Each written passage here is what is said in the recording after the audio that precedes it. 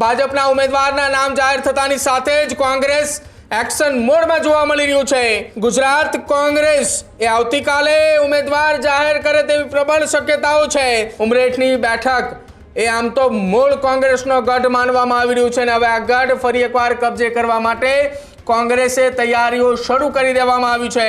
કોંગ્રેસ પણ અહીં પોતાના જે ઉમેદવારો છે તેમાં બે નામ સૌથી વધારે છે। એક ભૃગુરાજસિંહનું નામ સૌથી વધારે ચર્ચામાં છે અને બીજું નામ એક કપિલા બેનનું નામ છે। આ બંને ઉમેદવારો કે જે ઉમેદવારો કોંગ્રેસમાં હાલ ટિકિટ મળે તેવી સંભાવનાઓ છે। પૂર્વ કેન્દ્રીય મંત્રી પૂર્વ પ્રદેશ પ્રમુખ ભરતસિંહ સોલંકીને પણ અહીં લડાવવાની જે વાત છે વાત આવી રહી છે। ભરતસિંહ સોલંકીનું નામ પણ અહીં ચર્ચામાં છે। અનેક કોંગ્રેસના દિગ્ગજ નેતાઓ અનેક જૂના કોંગ્રેસીઓ અને આણંદ ખેડાની જૂની કોંગ્રેસની ટીમ એવું માની રહી છે કે ભરતસિંહ સોલંકીને ફરી અહીંથી લડાવવા જોઈએ। એક સમય હતો કે તમામ ધારાસભ્ય એ કોંગ્રેસના ચૂંટાઈને આવતા હતા, પરંતુ હવે માત્ર અમિત ચાવડા એક ત્યાંથી ચૂંટાઈને આવે છે। અનેક સિનિયર ધારાસભ્યો ત્યાંથી જે ચૂંટાઈને આવતા હતા એ પણ હારી ગયા છે। પહેલી વખત વિધાનસભામાં પેટા ચૂંટણી આવી છે, જ્યારે જિલ્લા તાલુકા અને મહાનગરપાલિકા ચૂંટણીઓના ગમે ત્યારે ભૂંગલ ફૂંકાય એવી પરિસ્થિતિ છે। એવામાં કોંગ્રેસ એ મહિલા ઉમેદવાર અથવા તો પુરુષ આ બંનેમાંથી કોઈ એક ઉમેદવારને ટિકિટ આપે તેવી પૂર્ણ શક્યતાઓ છે। આખો વિડીયો જોતા પહેલા હજુ પણ અમારી ચેનલને સબસ્ક્રાઇબ નથી કરી તો યુટ્યુબ પર સબસ્ક્રાઇબ કરો અને ફેસબુક અને ઇન્સ્ટાગ્રામ પર ફોલો કરો।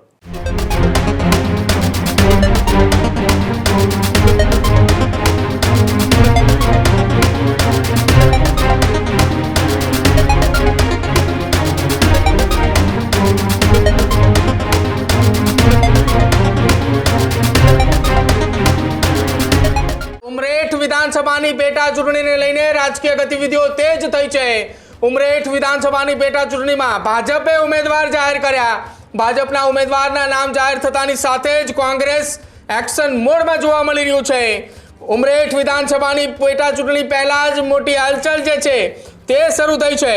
ગુજરાત કોંગ્રેસ એ આવતીકાલે ઉમેદવાર જાહેર કરે તેવી પ્રબળ શક્યતાઓ છે અને એ શક્યતાઓની વચ્ચે ભૃગુરાજસિંહ ચૌહાણ કોંગ્રેસના પ્રબળ દાવેદાર માનવામાં આવી રહ્યા છે। મહિલા ઉમેદવારને પણ કોંગ્રેસ ટિકિટ આપે તેવી પૂરેપૂરી શક્યતાઓ વ્યક્ત કરવામાં આવી રહી છે। કપિલાબેન ચાવડા મહિલા ઉમેદવાર તરીકે રેસમાં સૌથી આગળ જે છે તે અત્યારે ચર્ચાઈ રહ્યું છે।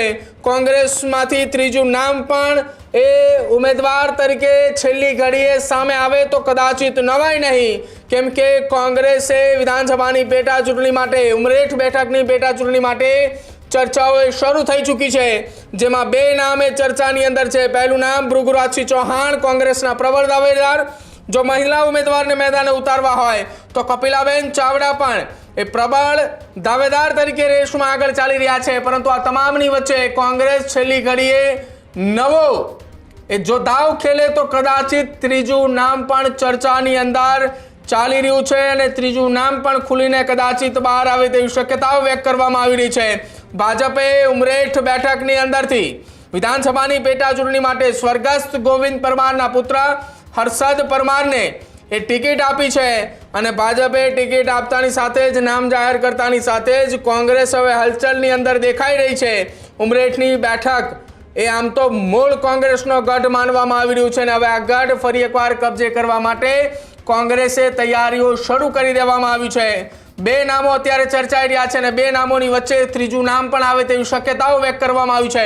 કિશન મારી સાથે જોડાય છે। કિશન, આમ તો ઉમરેઠ કોંગ્રેસનો ગઢ માનવામાં આવી રહ્યું છે, પરંતુ પક્ષ પલટો કરીને ગોવિંદ પરમાર ભાજપમાં આવ્યા, જીત્યા। હવે કોંગ્રેસ ફરી એકવાર ગઢ કબજે કરવા માટે તડામાર તૈયારીઓમાં લાગી ચૂક્યું છે। બે નામ સિવાય ત્રીજું નામ પણ ચર્ચાની અંદર છે। ભારતીય જનતા પાર્ટીએ પોતાના ઉમેદવાર જાહેર કરી દીધા છે અને જે સ્વર્ગસ્થ ધારાસભ્ય ગોવિંદ પરમાર છે તેમના દીકરાને જ અહીં ટિકિટ આપવામાં આવી છે। પણ આ તમામની વચ્ચે કોંગ્રેસ પણ અહીં પોતાના જે ઉમેદવારો છે તેમાં બે નામ સૌથી વધારે છે। એક ભૃગુરાજસિંહનું નામ સૌથી વધારે ચર્ચામાં છે અને બીજું નામ એક કપિલા બેનનું નામ છે। આ બંને ઉમેદવારો કે જે ઉમેદવારો કોંગ્રેસમાં હાલ ટિકિટ મળે તેવી સંભાવનાઓ છે। જો કે આ તમામની વચ્ચે ત્રીજું નામ પણ આવી શકે છે અને જે નામ ઘણું સરપ્રાઇઝિંગ હોઈ શકે છે।